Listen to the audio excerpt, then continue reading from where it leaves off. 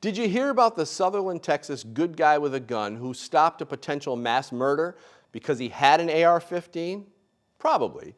The man's name is Stephen Willeford, and he's become famous for his heroic actions. Well, with real news, fake news doesn't want you to know about him. How about Jack Wilson? He stopped a crazed lunatic who opened fire inside a church in Texas. Wilson received the Medal of Courage from his governor for saving lives. Recently, an armed good guy shot two criminals who were trying to enter his car with his two infants in the back seat. Did that good gun prevent a carjacking, a kidnapping, or worse? So why are Democrats so desperate to disarm the good guys while simultaneously encouraging violence with radical left-wing ideas? Dangerous left-wing policies like early release, defunding police, and no bail policies, while decriminalizing drug offenses and reducing felony crimes to misdemeanors, resulting in cops not even pursuing the criminals, are putting good people at risk. We know that there are anywhere between 1 million and 2.5 million defensive gun uses per year in America. This means good guys and gals with guns saving lives.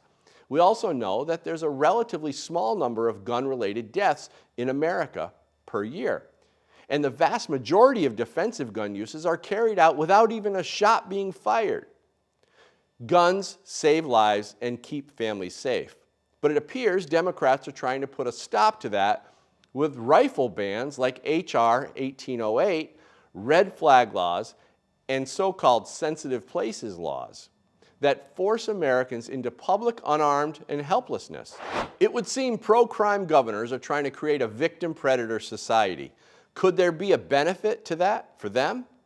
Appointed New York Governor Kathy Hochul released almost 200 prisoners from Rikers Island and then passed a law restricting New York gun owners from carrying a gun in public. This was in response to the Supreme Court telling her that her state's gun laws already violated the constitutional rights of New Yorkers. It looks like she's trying to make good people vulnerable by making them helpless and putting as many criminals on the streets as possible. Governor Newsom in California has some of the most restrictive gun laws, and violent crime continues to skyrocket in his state. Does he look for ways to help law-abiding citizens defend themselves? No. Instead, he makes it more difficult.